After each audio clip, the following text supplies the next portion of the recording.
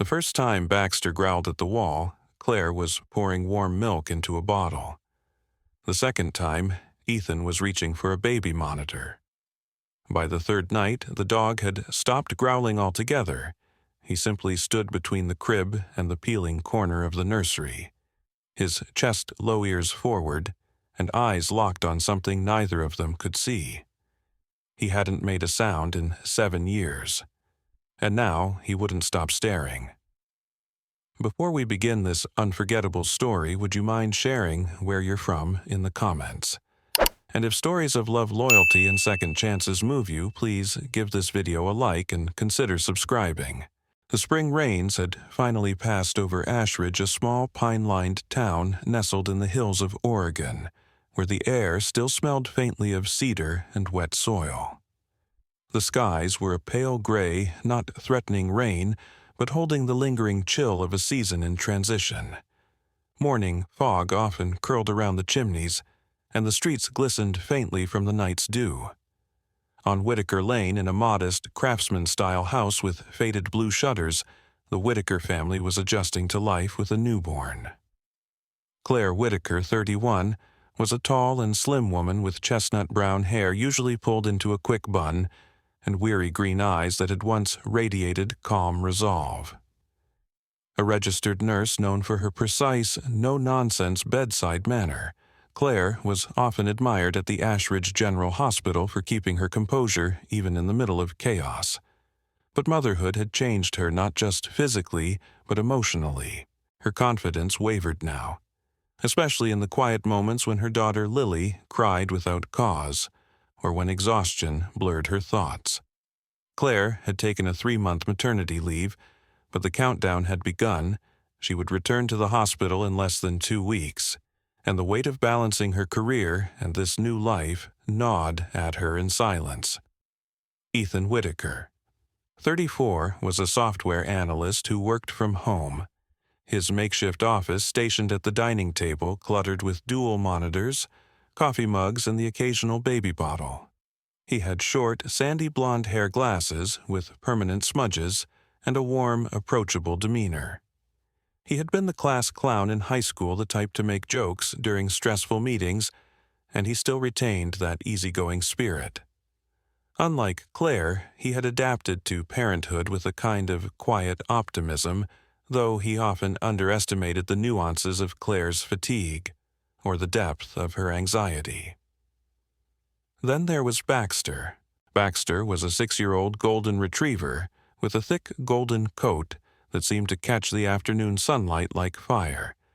He had soulful, honey-brown eyes that expressed more than most words could, and a tail that wagged with slow deliberation, as if weighing the worth of the moment.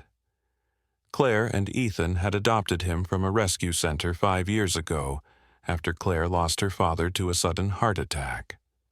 Baxter had been there through the dark winter of that grief, always curling up next to Claire on the couch when she couldn't bring herself to speak. Since then, he had been more than a pet. He was family protector and silent witness. When Lily was born, Baxter had welcomed her with an almost reverent gentleness.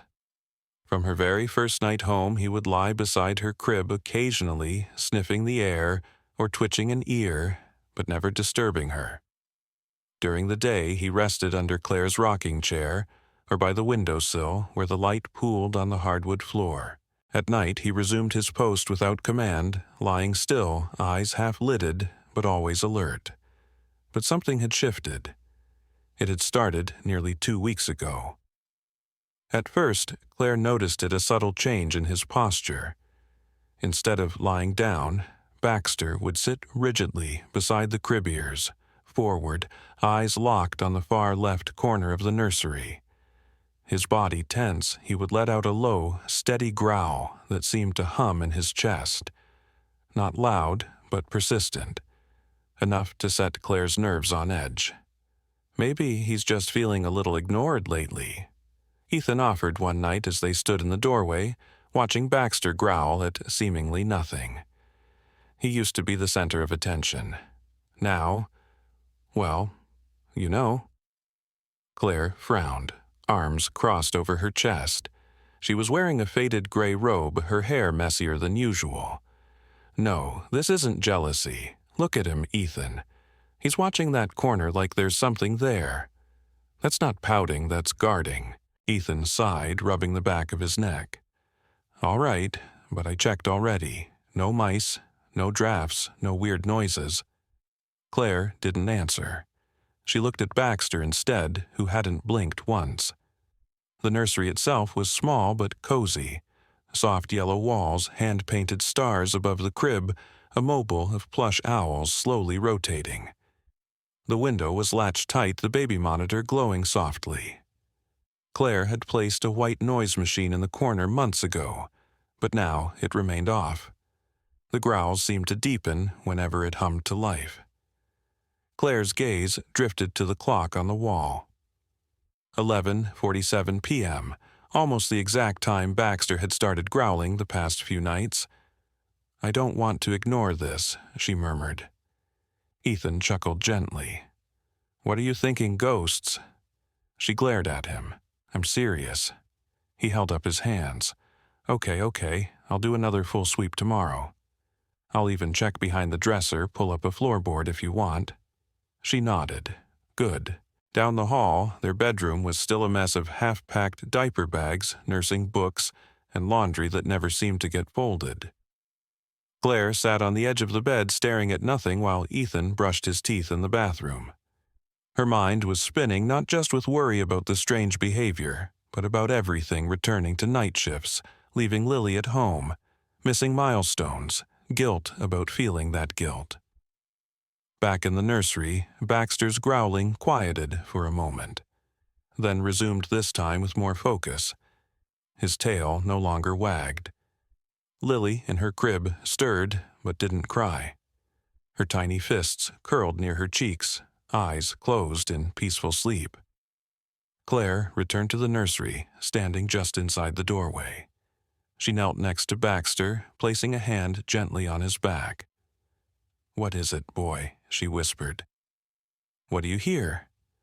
He didn't move, didn't even look at her. His gaze remained locked on the corner.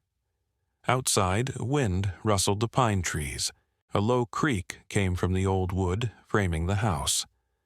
Nothing unusual in a century-old home. And yet, something in Claire's chest tightened. Maybe Baxter sensed something they couldn't see. And maybe he was trying to tell them something. The misty skies over Ashridge hadn't lifted for days, casting the town in a quiet gray that blurred the line between afternoon and evening. The air was cool and damp-scented faintly with moss and pine. Inside the Whitaker home, the nursery remained softly lit with a small wall lamp shaped like a crescent moon, its glow comforting but failing to chase away the unease that had taken hold in Claire's chest. Ethan had kept his word. That morning, while Claire nursed Lily in the living room, he spent nearly 2 hours inspecting every inch of the nursery. He started with the obvious.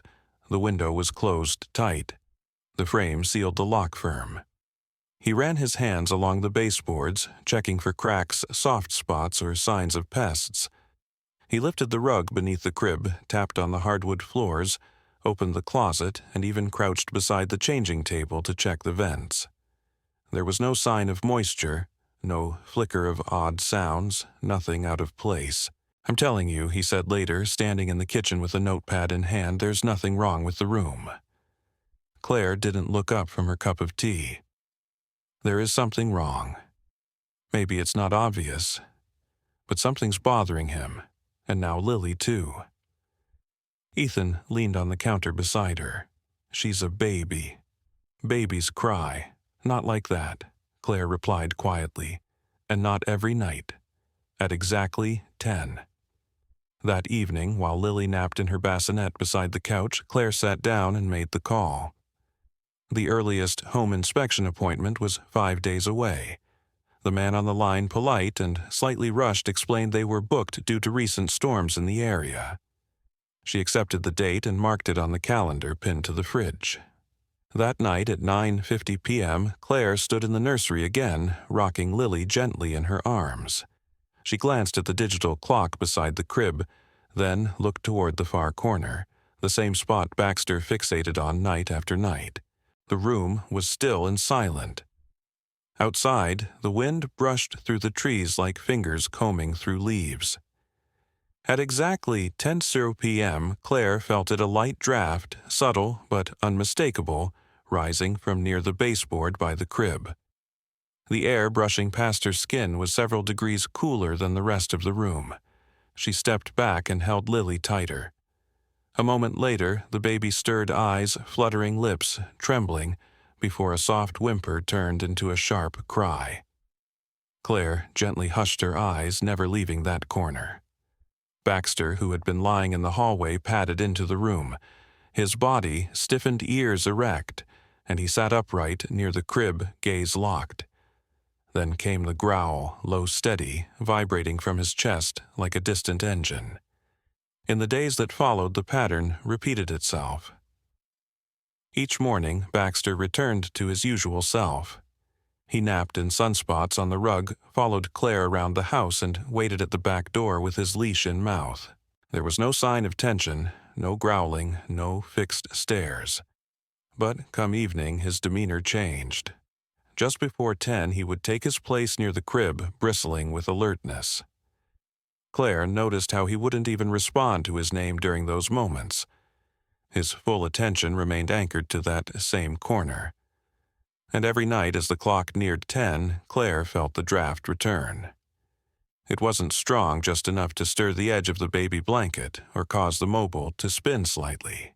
And without fail, Lily would jerk awake, startled, crying with a tremble in her voice, as if from a bad dream. Claire didn't speak much about it to Ethan after the second night. He had already searched the room thoroughly and seemed content waiting for the inspector. But Claire's instincts sharpened over years, in hospital night shifts responding to patients' sudden declines, and Mother's quiet worries told her something wasn't right. She trusted Baxter's instincts as well. He had never behaved like this before, not in 5 years, and certainly not toward a baby he had loved from day one. On the 5th night, as she rocked Lily back to sleep, Claire stood in the corner of the nursery, placing her palm gently near the floor, where the draft always seemed to come from. The wall was cool to the touch. No sound, no crack, but cold. She watched Baxter already in position, eyes focused and unblinking. His growl returned just past 10:03 p.m. The house was quiet, but something within that wall was not. The night settled over Ashridge like a damp wool blanket, thick and soundless. The trees outside the Whitakers' home stood motionless in the windless dark, their black branches etched like veins against the dim orange hue of the street lamp. Inside the nursery, Ethan sat in silence. The house was asleep save for the soft rise and fall of baby Lily's breathing, and the gentle ticking of the clock mounted above the closet door. He had promised Claire he would take the watch tonight. She was exhausted after 5 sleepless nights, and had finally surrendered to sleep, curled beneath their comforter, with an arm draped across the empty half of the bed where Lily used to lie. Ethan sat beside the crib on an old cushioned rocker. His phone dimmed his ears, tuned to every creak of the house. Baxter was already in position. He had taken his usual place right next to Lily's crib, but in a manner Ethan hadn't seen before. The golden retriever didn't lie down. He didn't shift his weight or sigh with boredom. He stood completely still, legs firm, head low, eyes narrowed on the far left corner of the room. No growling tonight, no sound, only vigilance. Midnight passed. The room was cold in that quiet, unseen way old houses sometimes are, especially in a room with a memory. And then it came. A soft sound, like a breath drawn through a narrow pipe. A hiss, not constant but staggered, repeating every few seconds. Ethan sat up straighter, his breath caught in his throat. He turned his head slightly toward the source, the exact corner where Baxter was staring. The sound was faint, but unmistakable. A whispering rush, as though something old and hollow was sighing from behind the wall. Baxter's ears twitched. He didn't bark, he didn't whimper. Instead, he stepped forward and positioned himself directly in front of the crib, placing his body between Lily and the wall. His tail hung low. His muscles were taut beneath his golden coat. Ethan reached out instinctively, his hand resting on Baxter's back. The dog didn't react. His focus was unshakable. Ethan stood up slowly and approached the corner. He pressed his palm gently to the drywall. It felt colder than the rest of the room. There was no breeze, no draft like Claire had described, but the faintest hum vibrated through his fingertips like distant movement. He swallowed hard. The following morning, Ethan crossed the street to speak with their neighbor, Mrs. Ada. Ada lived alone in a brick bungalow nestled behind a fence of rose bushes gone slightly wild. She was a lean woman in her 70s with a weathered but alert face, short silver curls, and sharp blue eyes that didn't miss much.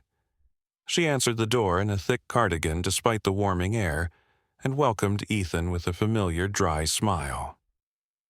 "Morning, Mr. Whitaker.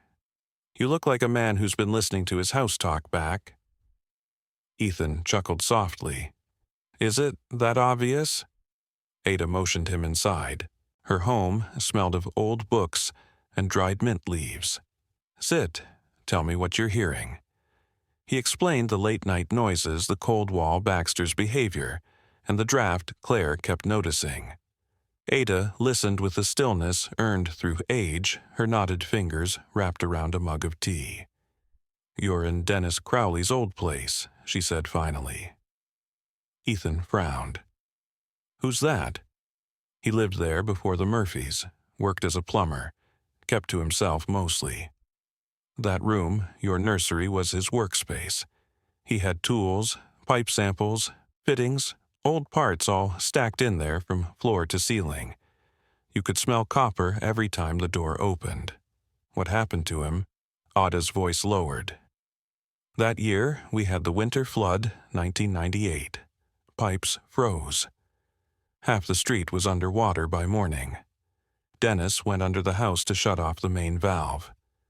They say he slipped, hit his head. When the rescue team found him, he was still holding his wrench. Ethan sat back, the pieces slowly forming in his mind. "You think there are still pipes in that wall? I think Dennis might have left his work behind, sealed up tight. And whatever's left may not be as quiet as he hoped." Ethan thanked her heart heavier than before and returned home in silence. That evening, he knelt beside the corner of Lily's nursery, once again hand against the wall, and waited. The whisper returned at 12. The morning Peter Granger arrived, a thin veil of fog still lingered along the edge of the pines behind the Whitaker home. The early light crept cautiously through the nursery window, brushing against the pale yellow walls with a dull shimmer. Claire stood by the sink sipping coffee that had long gone cold, while Ethan waited near the front door with Baxter lying alertly at his side. Peter stepped onto the porch at exactly 9 o'clock. He was a seasoned home inspector in his late 50s, tall and wiry with a calm, professional air. His shirt was neatly tucked into utility pants and a canvas satchel hung across his shoulder. His handshake was firm, but not overdone, and his eyes scanned the house with the quiet attentiveness of someone who trusted his instincts more than his tools. "Old homes like this can hide all sorts of stories," he said with a reassuring smile. "Let's see what yours wants to tell us." Once inside, Peter moved with purpose. He examined the nursery first, starting with the baseboard's window seals and electrical outlets. Claire hovered nearby, nervously, folding and unfolding her sleeves. Baxter stood next to the crib tail, still ears forward. Peter paused at the far corner, the same spot Baxter had spent weeks guarding. "Do you feel that he asked passing a handheld thermal sensor along the lower edge of the wall?" Ethan nodded. "We've been noticing a draft here, only at night."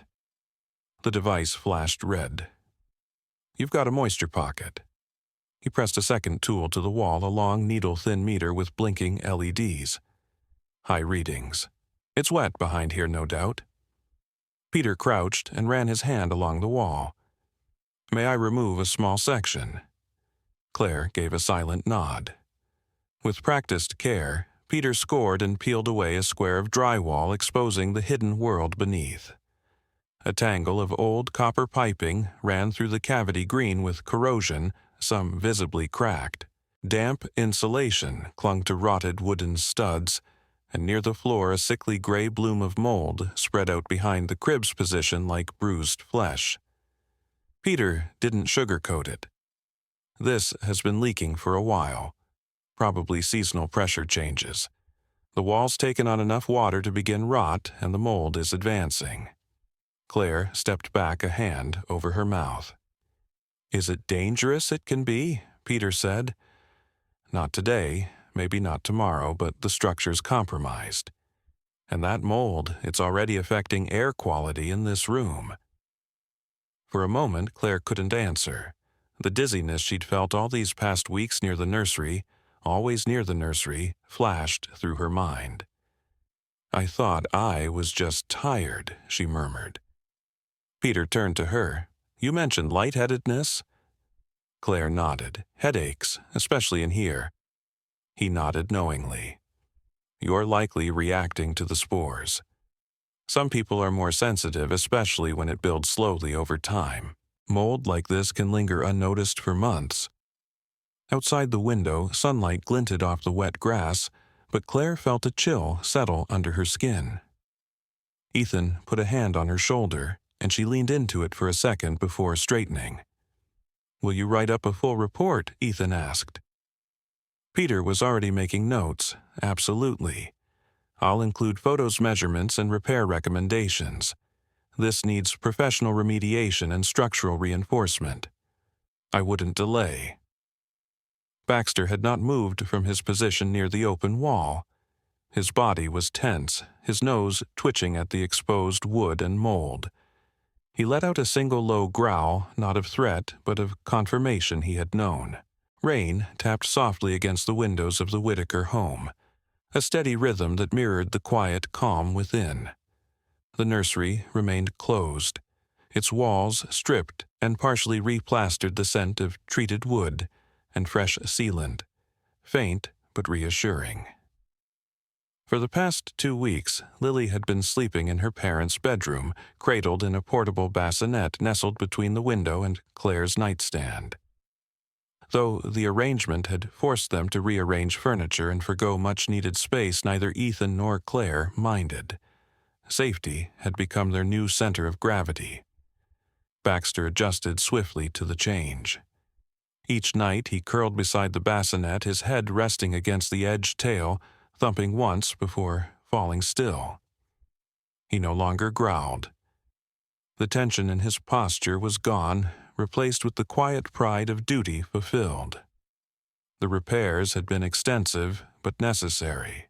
Peter Granger returned with a team of 2 contractors, Rob and Mason, both middle-aged men with calloused hands, and the easy rhythm of long experience. Rob was thick-set and quiet, with a soft Midwestern accent and deep laugh lines around his eyes. Mason, leaner and always humming to himself, had once worked as a firefighter before turning to residential work after an injury to his leg. They respected the presence of Baxter, even joking that he made a better foreman than their supervisor. You should see how he watches us. Mason chuckled one day as he repositioned the new insulation. Doesn't blink when I reach for tools, but he narrows those eyes when I get near the crib spot. Smart dog. Peter oversaw the reinforcement of the interior studs, the full replacement of the compromised insulation, and installation of a new ventilation duct along the northern wall. The copper piping was completely removed, replaced by a sealed polymer system that ran externally for easier monitoring. The mold was treated aggressively and tested twice to confirm it had not spread further. Claire, now returned to part-time shifts at Ashridge General Hospital, found herself haunted by what might have happened had they ignored Baxter's warnings. The dizziness she'd once dismissed as fatigue had disappeared completely once the nursery was sealed off, And as the days passed, she began to see the story of their dog not just as a private victory, but as something more. On a rainy Wednesday, Claire stayed late at the hospital for a staff education seminar.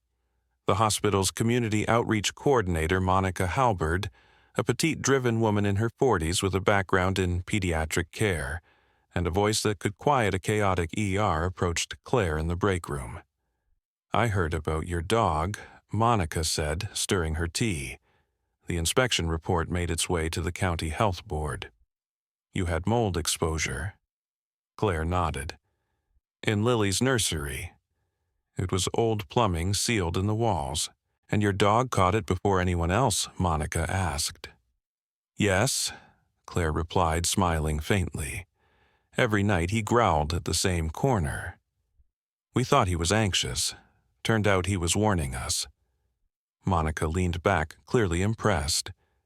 "Would you be willing to speak at our spring health awareness event?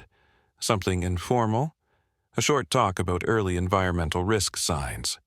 Parents trust first-hand stories more than lectures." Claire hesitated for only a second. "Yes," she said, "and I'll bring a picture of Baxter." 2 weeks after the repairs began, the nursery stood whole again. The walls were repainted the same buttery yellow. The crib returned to its place beneath the painted stars. The new ventilation system hummed softly overhead, circulating clean air. The baby monitor glowed green. Ethan stood in the doorway, holding Lily in his arms. "Ready to go home, little bug?" Claire watched as he gently placed their daughter into the crib for the first time since the repairs. The room felt solid now, grounded and safe without the eerie chill or the subtle hum that had once haunted it. Baxter padded in behind them. He paused at the threshold, sniffed the air once, then walked over to his usual spot beside the crib. He curled up slowly, sighing through his nose as he settled down. His eyes remained open a moment longer, scanning the room, not with suspicion, but with quiet approval. Then he closed them and rested his head on his paws. Claire and Ethan stood in silence for a long moment, their hands intertwined. "He's never going to let her out of his sight again," Ethan said softly. Claire nodded, brushing a hand through Baxter's fur. "He never did." Weeks later, standing at a lectern in the hospital's sunlit conference room, Claire began her talk not with a chart or a statistic, but with a photo. Baxter lying beside the crib alert and Noble, his golden fur catching the early morning light. Sometimes, she told the gathered parents and staff, the quietest warnings come from those who can't speak, and the most powerful protectors don't need words. Across Ashridge, the story of the golden retriever who had saved a child from a silent threat began to spread one quiet family room at a time. Sometimes miracles come wrapped in fur and silence. Baxter didn't speak, didn't plead, he simply stood watch night after night, guarding what he loved without needing praise or recognition. It was a quiet, faithful act, one that saved a life. In a world filled with noise and distractions, maybe God sends us reminders through the softest voices, through a loyal dog's stare, through a mother's intuition, through the things we often overlook. And maybe that's His way of protecting us. If you believe that God's grace can work through even the smallest of creatures, share this story. Leave a comment below with amen if you've ever witnessed something unexplainable that felt like divine protection. Don't forget to like, subscribe, and help us spread more stories of faith, love, and everyday miracles. May God bless you and your family.